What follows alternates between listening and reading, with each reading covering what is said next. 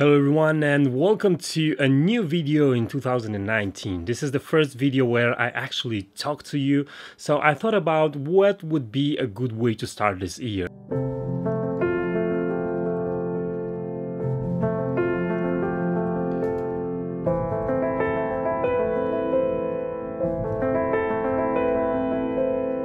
The first thing that came to my mind was a series of tips that will help your photography in general, and these tips would actually help you. So let's not waste any more time and get into the problem.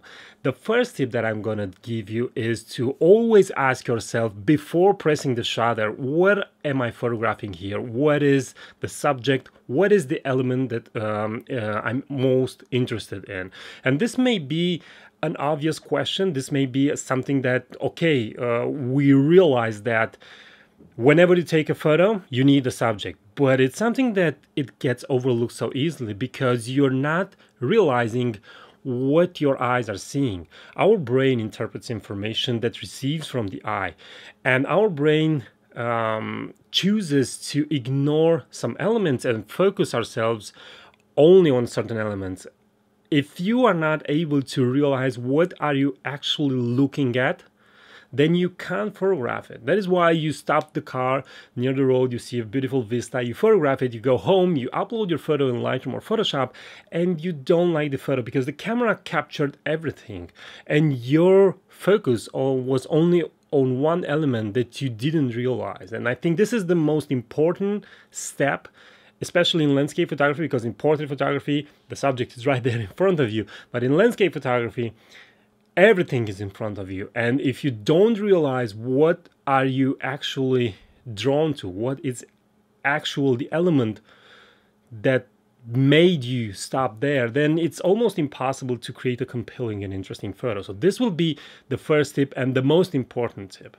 Now the second tip will be to wait for the proper light on that subject, and this is again another step that is very important, because if the element that you are interested in, it's not in the best light, or the light is falling on another place, on another area of the photo, then you will not be able to focus the viewer's eye on what you want. So this tip number 2 is wait for the proper light for that subject.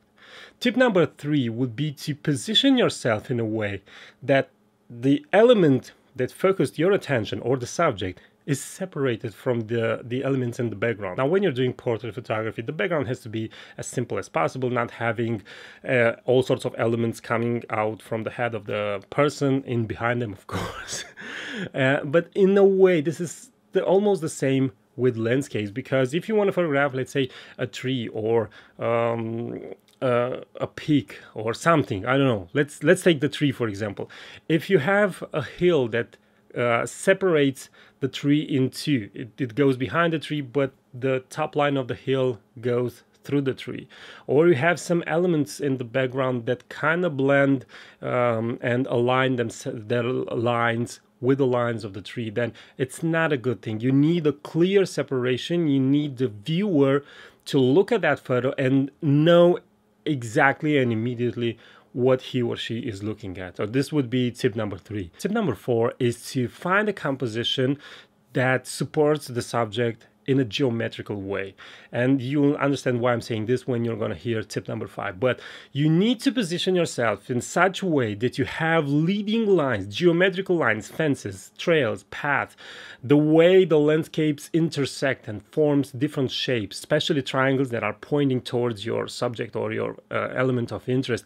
Those work very well. So you need to have a geometry that starts in the lower part of the image and takes you through the entire image like a snake, if you want, like an S curve, like an S shape, like a zigzag going from one side to another, and in the end will give the viewer the possibility to reach the subject. So this would be tip number 4. Tip number 5, it's a very important one that gets overlooked very often. Remember that spots of light and spots of color will attract the eye first, before the subject, before the geometrical composition. If you have in the scene a blob of white in a corner of the photo, then that place would be the place where the eye goes, or a patch of light, or a patch of simply blue sky with no clouds on it, blue sky, well, the eye will tend to look over there because that will create the biggest contrast. So again, tip number 5 is to pay attention to spots of light and spots of colors. Remember that these attract the eye, and simply remove them from your photo. Tip number 6 is to expose for the subject. Now, when you have the proper light in your subject, the moment you expose for that element that has light on it and you exclude other elements from the photo that has a light of the same intensity, then you'll get a contrasty image right from the photo. You'll get an image that is powerful, is dramatic, and it kind of speaks by itself. Simply with no editing, you know exactly that that was the point of focus. That was the place that I wanted to present to you, the viewer.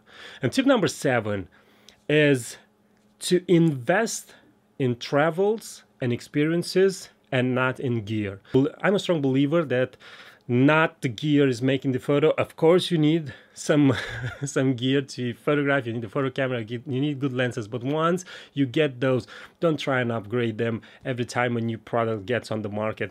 Invest in travels if you like to travel. If you are not comfortable in traveling, you can simply invest in photo tours and workshops. The persons that are organizing it will take you to locations very easy, and simply you'll take the best photos in that location. So in some occasions maybe cheaper.